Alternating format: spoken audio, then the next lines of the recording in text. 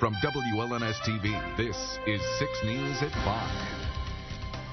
After a long late-night session, lawmakers are one step closer to finding a fix for Detroit's public schools. That is our top story this evening at 5. Thank you for tuning in and watching. I'm Jane Aldrich. Well, after working for 15 hours yesterday, House Republicans passed their version of the Detroit school rescue package, but Democrats and labor union organizers say they're going to fight the package in the state Senate. And that's where our Capitol correspondent Tim Skubic was today, and he has reaction to the House GOP plan.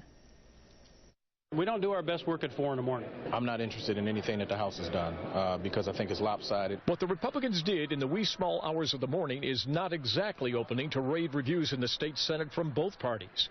The Republican leader did not announce the plan per se, but he made it clear he favored what the Senate did last March, which included more money for Detroit. It was evident that House Republicans were angry and wanted to send a message to teachers who didn't show up for work earlier this week. They certainly didn't help themselves.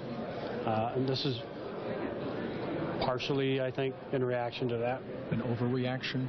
I don't know if I would say that, but there's a number of members of my caucus that aren't happy about it either. The House plan would force teachers to reapply for their jobs. They could not negotiate the school calendar. Seniority would be out, merit pay would be in, and non-teachers could teach. Replacing them is a non-starter for us, and firing them en masse to accommodate some sort of whimsy, some sort of special interest whimsy, is not in the best interest of students. They could reapply for their jobs. Well, you know, that's what privatization is always about, right? But that doesn't mean that we're bringing the best people in. The House plan would also delay until January 2018 a new school board elected by Detroiters. Until then, the state would continue to run the system.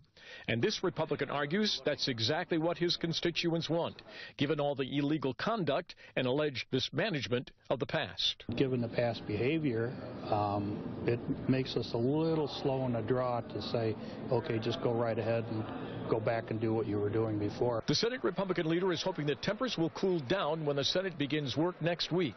As for the outcome, that's anybody's guess.